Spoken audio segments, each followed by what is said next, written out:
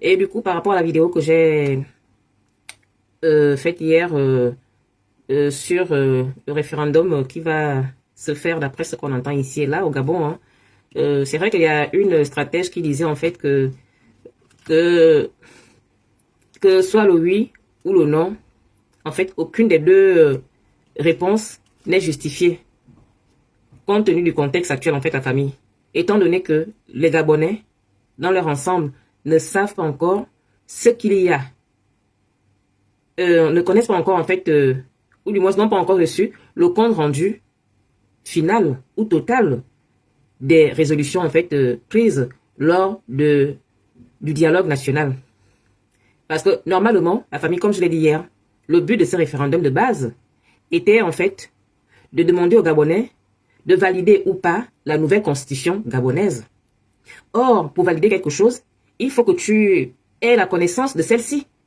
Mais en ce qui concerne la constitution gabonaise, aujourd'hui, les Gabonais ne connaissent pas ce qu'il y a à l'intérieur, s'il y a des nouvelles choses qui ont été ajoutées à l'intérieur ou il y a des choses qui ont été supprimées. En tout cas, les Gabonais ne connaissent pas ce qu'il y a dans la nouvelle constitution gabonaise, si elle a déjà été faite en fait. Parce que sur cette question, il y a un peu du flou à l'intérieur.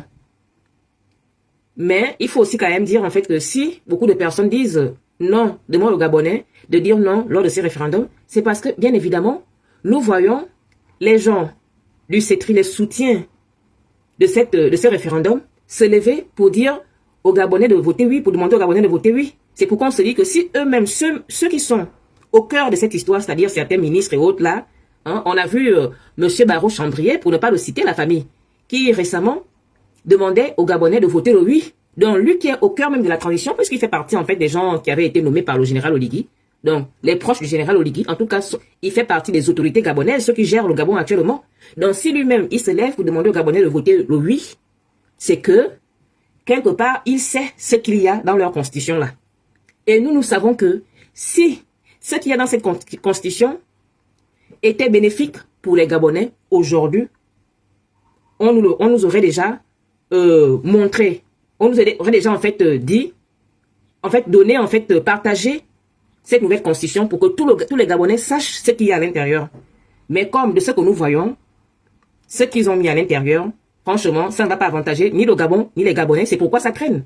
C'est pourquoi ça traîne. Et donc, comme eux, ils sont déjà presque en campagne, puisqu'ils commencent déjà à demander aux Gabonais de voter le oui, donc on ne va pas attendre en fait que à la dernière minute pour dire aux Gabonais de faire attention. Donc nous aussi, on anticipe la chose et puis on commence à dire aux Gabonais que s'ils vous demandent de voter le oui, ça veut dire en fait en réalité qu'il faut voter le non.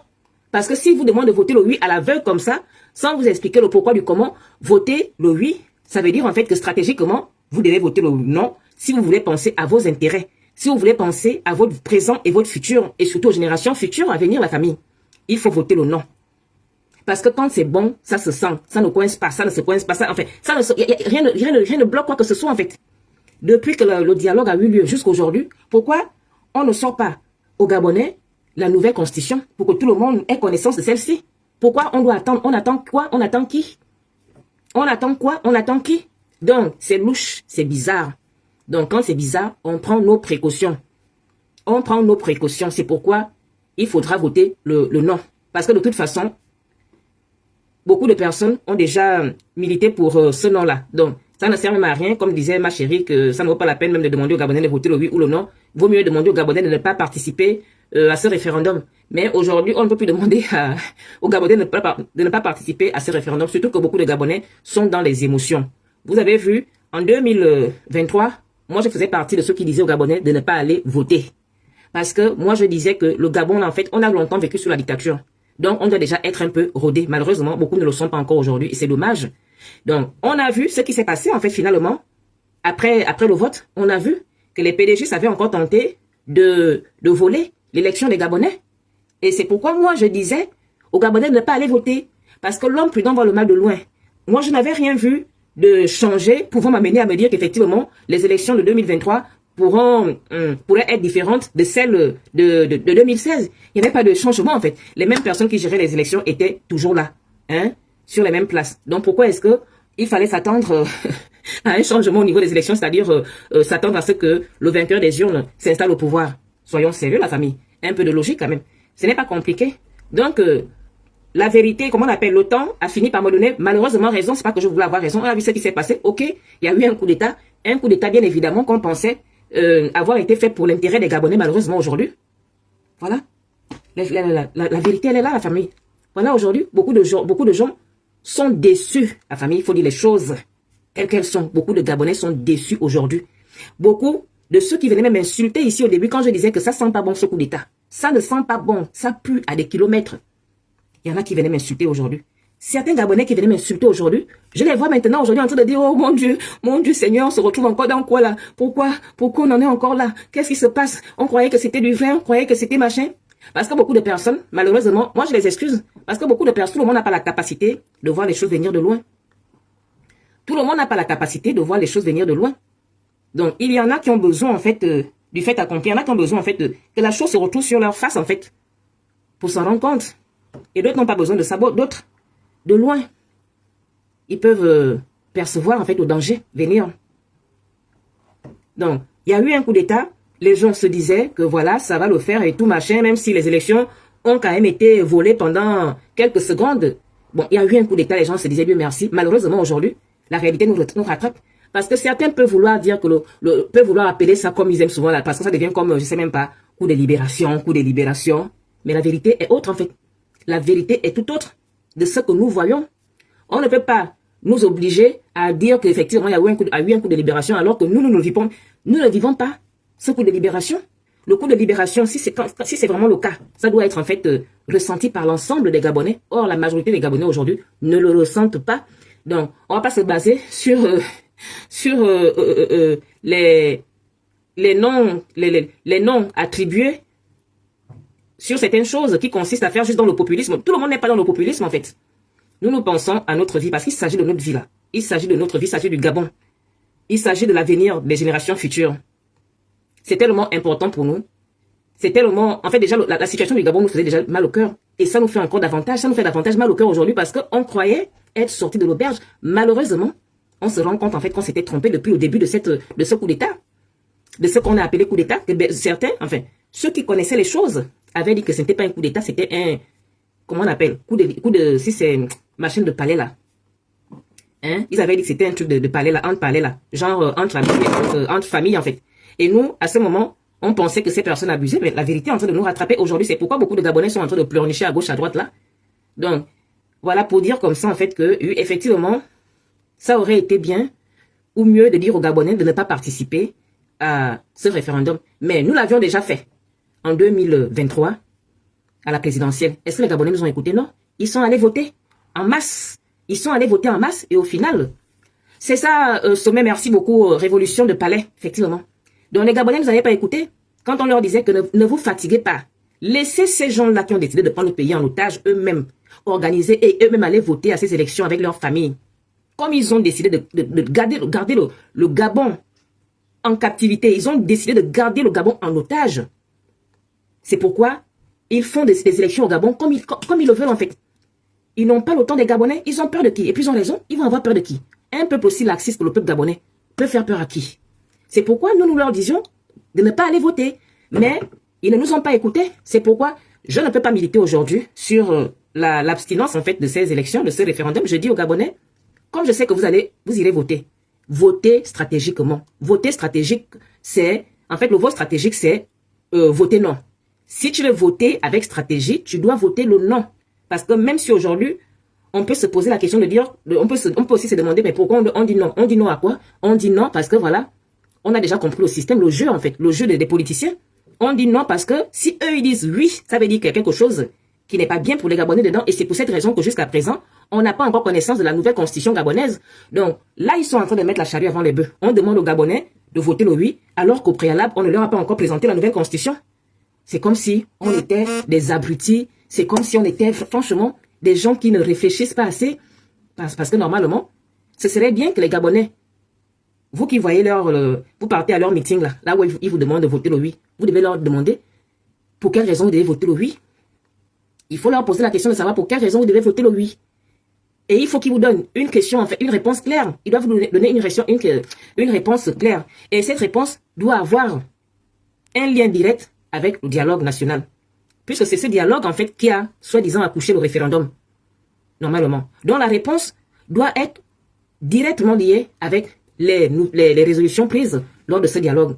Les résolutions, hein, faut le rappeler, on va toujours le rappeler, qui, d'après notre brave compatriote Christian Rekula, qui faisait partie en fait de ceux qui étaient allés assister à ce dialogue, nous avait révélé ici sur les réseaux sociaux, on a vu ces dénonciations concernant ce dialogue, que les gens qui ont fait ce dialogue-là auraient modifié certaines résolutions prises dans leur même dialogue en question, la famille. Et donc là, on est vraiment perdu, hein, parce que même le jour qu'ils vont nous prendre cette histoire, aujourd'hui, on a quelle crédibilité en fait, nous Gabonais pourrions accorder en fait à leur fameuse résolution sortie lors de ces dialogues, quand nous avons vu ce que nous avons vu là, à savoir qu'ils auraient modifié les résolutions, que certaines résolutions qu'ils avaient prises là-bas auraient été tout simplement retirées. En fait, les choses comment je peux dire ça, qui étaient bien en fait pour le Gabon. Certaines choses qui étaient importantes pour le Gabon, parce que là on parle quand même de, on dit coup de libération. Mais quand on parle de coup de libération, on doit le ressentir, on doit voir un vrai changement, c'est-à-dire qu'on doit faire les choses différemment. Or aujourd'hui, voilà, les questions qui étaient vraiment importantes, les résolutions qui étaient vraiment importantes, on les a retirées. C'est ce qu'on nous avait informé ici sur la toile, nous tous on a vu ça là. On les a retirées. Donc aujourd'hui, normalement, si ça dépendait que de moi, le référendum n'aurait pas lieu. Parce que tout comme ce dialogue avait été fait sur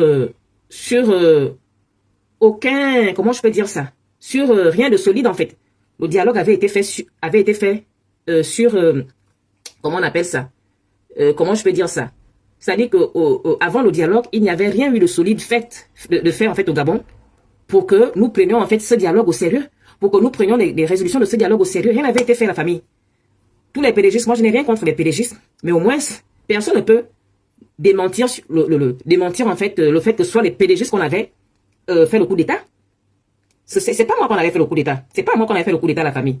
Ce n'est pas vous non plus. Ce sont les PDGistes à qui on avait fait le coup d'État. Les mêmes PDGistes, on les a pris, on les a mis dans la transition. Donc ce sont eux qui doivent apporter le changement. Donc les mêmes personnes à qui on a fait le coup d'État, ce sont les mêmes qu'on peut apprendre, dit non, venez, c'est vous qui allez faire le changement au Gabon. Mais franchement, de qui se moque-t-on? Donc il n'y avait pas eu de préalable, pas eu de nettoyage. Oh, on saute l'étape même fondamentale en fait du changement dont on a besoin au Gabon. Parce que le jour qu'on aura un Gabonais, un président qui voudra vraiment apporter un changement au Gabon, la famille, nous allons le voir, nous allons le vivre. Il y aura un vrai nettoyage. Quand je parle de nettoyage, il ne s'agit pas d'aller mettre tout le monde en prison, non. Même envoyer les gens à la retraite, il y a des gens qui prennent la retraite à 30 ans. Beaucoup de PDGistes ont ramassé assez d'argent dans leur parti PDG. Même ils connaissaient comment ça fonctionnait là-bas. Nous tous, on était au courant.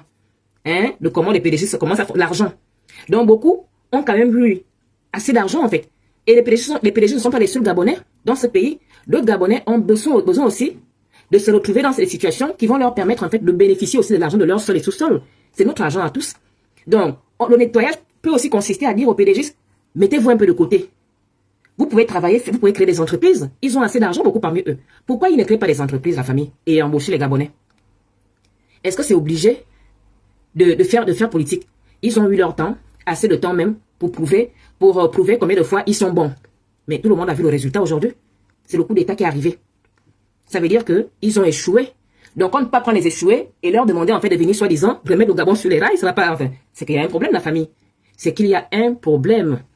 Et c'est pour cette raison que moi, personnellement, cette transition, je trouve qu'elle a déjà été ratée depuis le début, en fait. C'est vrai que parfois on se dit, bon, il faut essayer de la sauver. Malheureusement, de ce que moi je constate, le général Oligui lui-même ne veut pas que cette transition, en fait, réussisse. Là, on est après d'un an de transition. Regardez là où on en est. C'est triste, la famille. Et c'est surtout dommage. Parce que c'était une belle opportunité de remettre le Gabon sur les rails. On voit là que les trucs c'est des trucs de, comment je peux dire ça? On sert aux Gabonais, voilà ce qu'ils aiment, certains émotifs là. On leur sert les petites routes, les machins, ils sont contents. Oh, l'avion, oh, machin. On met la peinture sur l'avion, c'est comme si c'était un nouvel avion, machin. On fait les machins, les Gabonais sont contents. Oh, le changement. Mais je suis désolé. C'est pas le changement dont on a besoin. Quand le changement arrivera au Gabon, par la grâce de Dieu, parce que moi, je veux continuer à croire en fait qu'un jour, le Gabon changera, même si c'est vrai qu'aujourd'hui, ça va être compliqué. Ça va être compliqué par rapport à la situation du monde actuel. Les dés ont été lancés par les mondialistes, en fait. C'est-à-dire que là, on est vraiment dans la Moïse, la famille. On est dans la Moïse totale, là. On est dans la Moïse.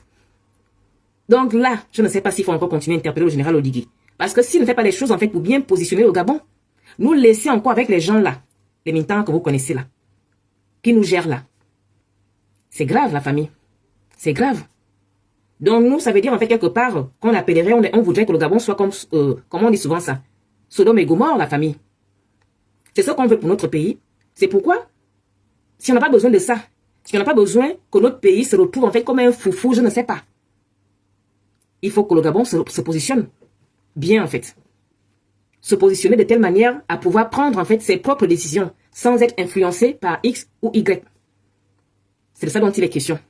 Malheureusement, de ce que je vois, le général n'est pas dans cette optique, en fait, puisqu'on a vu les nouveaux accords avec la F en question.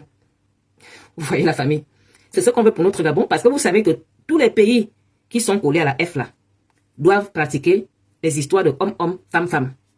Homme-homme, femme-femme. Parce que tout le monde voit, ce n'est pas un secret, tout le monde voit comment ce pays fait presque la promotion de cette histoire. Eux, ils refusent la polygamie. La polygamie consiste à quoi?